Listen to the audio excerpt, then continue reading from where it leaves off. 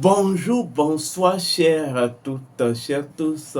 Bienvenue dans cette nouvelle capsule. On m'appelle Stri Euseb Awandjino. Je suis instructeur spirituel métaphysicien.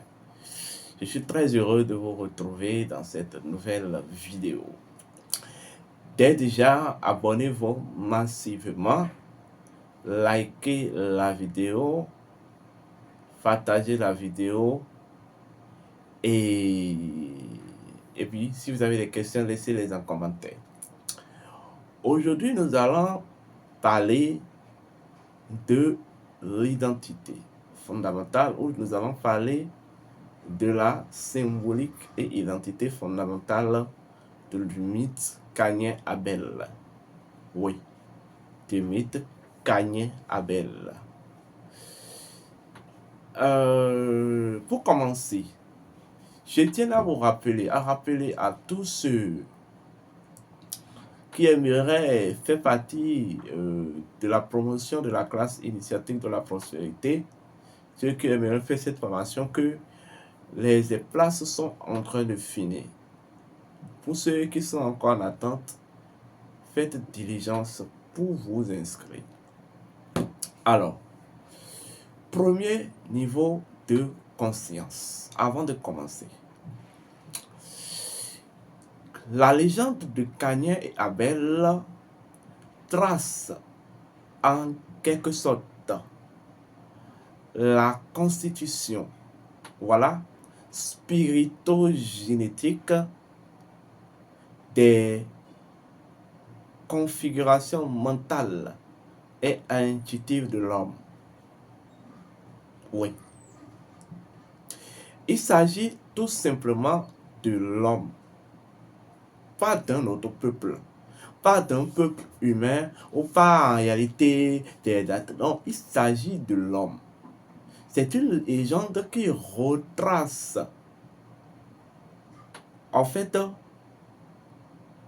l'origine génétique et spirituelle de l'identité, vous voyez, fondamentale de ce qu'on va appeler le comportement humain et tout ce qui constitue la nature du comportement humain. Pour commencer, rappelez-vous de ce que représente en termes de principe naturel l'histoire d'Adam et Ève. Et je vous ai toujours dit que Adam et Ève symbolisent les deux premières dimensions de l'homme. L'homme en tant qu'être spirituel immortel. Nous avons Adam en tant que le principe de l'esprit humain. Et nous avons Ève qui doit être issue de Adam en tant que le principe de l'âme humaine. Vous comprenez? Et les deux sont reliés par en fait une fréquence énergétique synthétique qu'on appelle mythiquement le serpent. Vous voyez? Qui n'est que en fait la symbolique de votre énergie vitale. Donc c'est cette énergie vitale qui va venir relier l'âme à l'esprit afin que les deux ensemble génèrent ce qu'on va appeler le corps. Le corps. Donc, l'esprit, dans sa nature primordiale, est d'une pure lumière. L'âme, dans sa nature primordiale, est d'une énergie pure. L'âme, c'est de la pure mémoire. L'esprit, c'est de la pure lumière.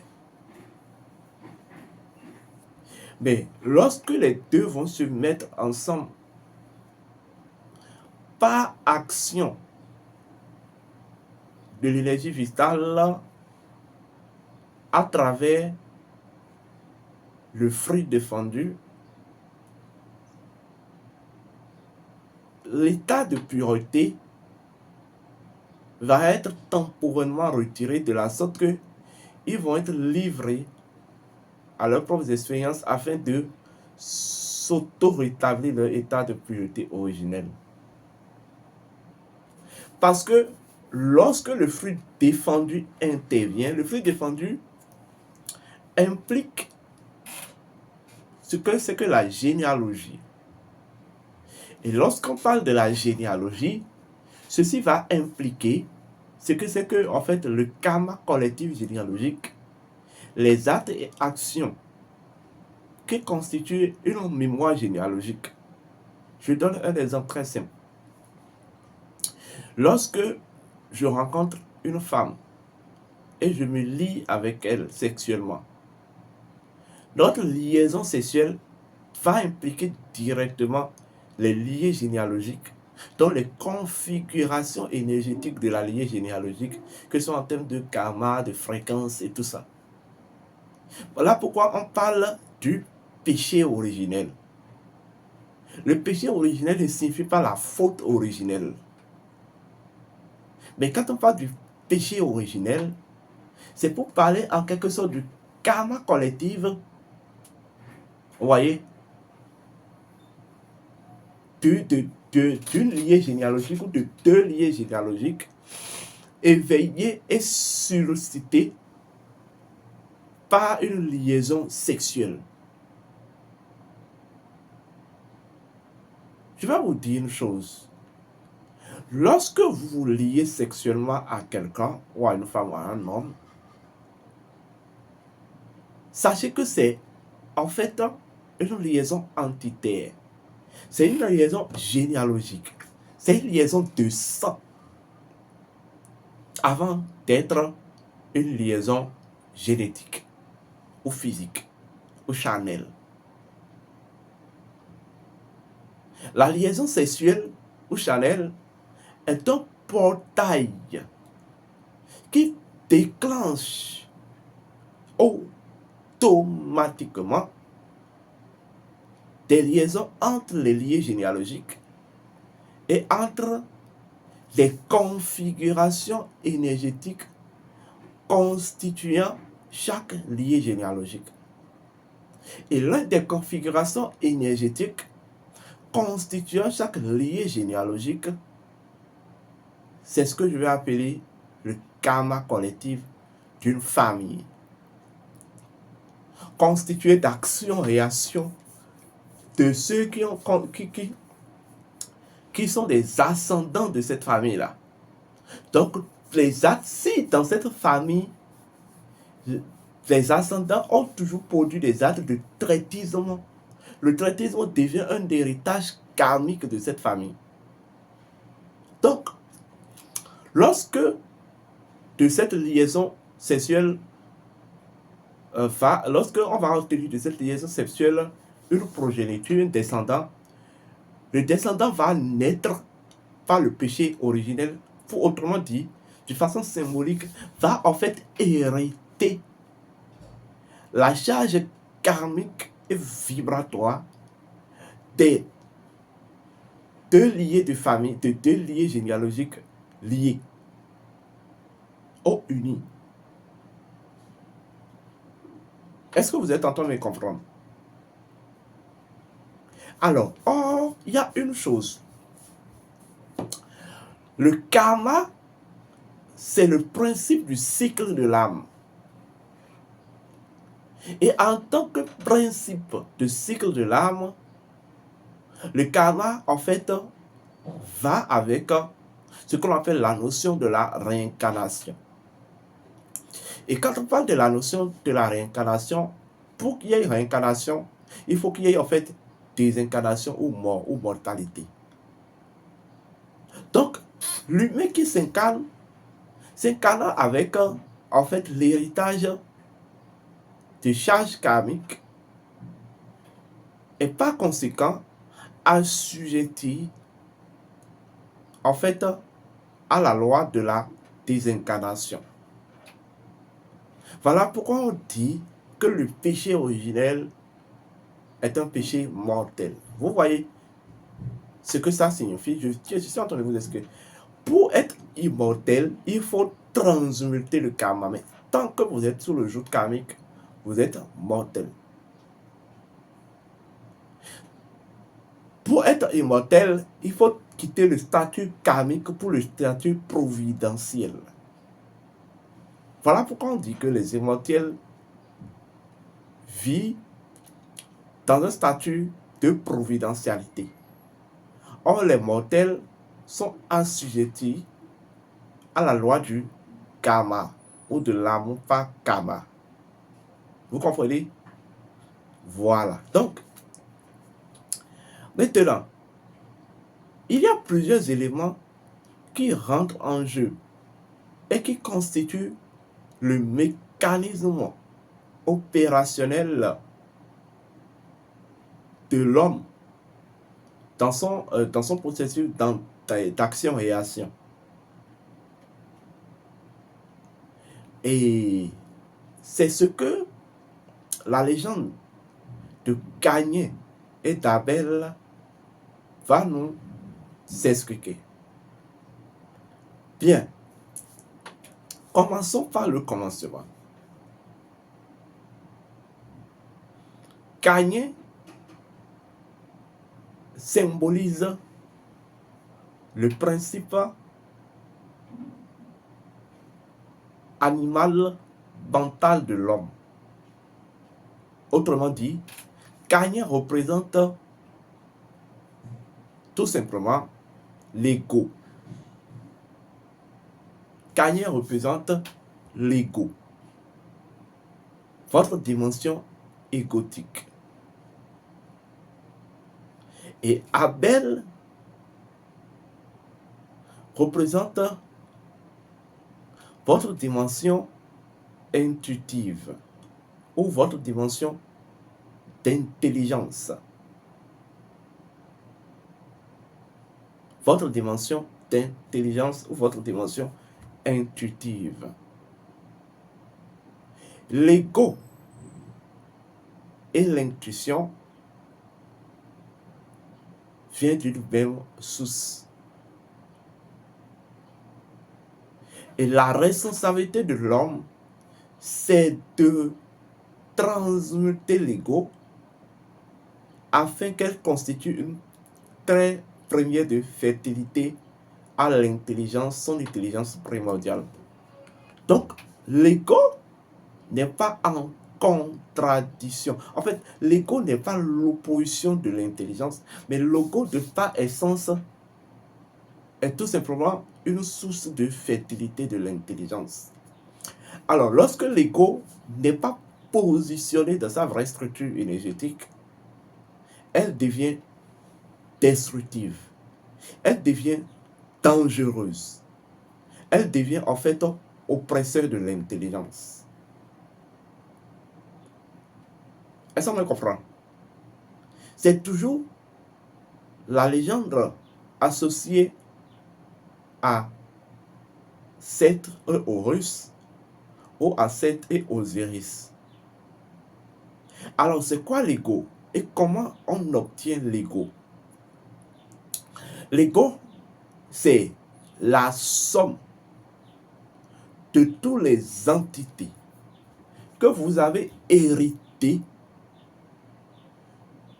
de votre parcours en tant qu'âme ou être spirituel immortel de règne minéral au règne végétal, au règne animal. C'est tout ceci, c'est l'ensemble, c'est la somme de ces entités qui constitue cet élément-là qu'on appelle, cet égrégore-là qu'on appelle l'ego. Donc l'ego maintenant, alors, fait partie de votre configuration énergétique en tant qu'humain. Est-ce que vous me comprenez? Alors, je vais aller encore plus loin. L'ego va ressortir, ou en fait va énoncer un autre principe fondamental qu'on appelle le principe du suivi. Oui. Donc, Caïn, sous une autre forme, représente le principe du suivi ou l'instinct de suivi. Vous comprenez? Au moment où Abel représente le principe de l'intelligence, vous voyez, ou tout simplement l'essence de providence. Est-ce qu'on me comprend? Donc, quand on vous explique, on vous parle dans la légende de Caïn qui doit tuer Abel, c'est pour vous dire que de par nature, l'ego est doté d'un instinct de suivi. L'ego suivit toujours à elle-même. Est-ce qu'on me comprend? Et le principe premier de l'instinct de suivi, c'est tout ce qui existe doit exister. Est-ce qu'on me comprend? Donc, de façon légendaire, pour la suivi de Caïn, il faut qu'il tue Abel. Est-ce qu'on me comprend? Alors, c'est cet ego ou cet instinct de suivi, ou en fait ce qu'on appelle cet esprit rectilien, qui va générer ce que vous allez appeler plus tard les péchés capitaux, tout ça. Mais il s'agit d'une énergie fondamentale qu'on appelle l'ego, ou le principe de l'instinct de suivi. Là où c'est difficile de contrôler cela, c'est que vous l'avez constitué depuis votre essence minérale. C'est à partir de ce moment que l'être a conçu cette réalité-là. Donc voilà pourquoi c'est difficile de terrasser cette réalité. Or, le grand jeu divin voudrait que l'intelligence et la providence, ou l'état providentiel et intelligence de l'être, contrôlent l'ego et fait de l'ego une source de fertilisation de la conscience. Est-ce que vous me comprenez? Donc, pour être clair, pour ne pas beaucoup parler, la légende entre Caïn et Abel énonce l'ancienne histoire qui a toujours existé entre l'ego et l'intelligence, ou je veux dire le principe de l'instinct de suivi et le principe tout simplement de l'essence providentielle ou de l'intelligence providentielle de l'être. Et c'est parce qu'arrivé à un certain niveau, nous avons perdu le sens de l'intelligence providentielle ou de l'essence providentielle que nous sommes devenus des survivants. Vous voyez? Il ne peut pas avoir subsistance sans ego. C'est l'ego qui crée en fait la survie. Vous comprenez? Voilà pourquoi on l'appelle le reptilien. Et ceci est impliqué dans votre, ou est en fait configuré dans votre, ou en fait est impliqué dans votre configuration mentale, identité mentale. L'esprit reptilien. Est-ce qu'on me comprend? Et vous allez voir, vous allez constater que dans certaines traditions, pour faire des purifications, quand vous prenez la substance, on passe la substance sur la tête du devant, du devant vers le derrière. Parce que c'est là se trouve la structure énergétique, en fait, ou en fait le canal, vous voyez, représentant l'énergie symbolique, ou en fait la structure énergétique représentant le canal du principe rectilien ou de l'instinct de suivi de l'homme. Vous voyez? Au moment où, donc il y a un serpent là, c'est la position du serpent ou du reptile de subsistance. Vous voyez? Or, au niveau de la grande pignale est l'instance par excellence représentant le canal ou étant le canal de notre état de providentialité ou notre état d'intelligence providentielle. Et lorsque vous éveillez la grande pignale à un certain niveau, elle parvient à en fait absorber la dimension en fait rectilienne et à en fait d'elle une pure lumière. Caïn doit tuer Abel, c'est inévitable parce que l'instinct de survie survit à elle-même. Mais Abel, en fait, doit faire vivre Caïn.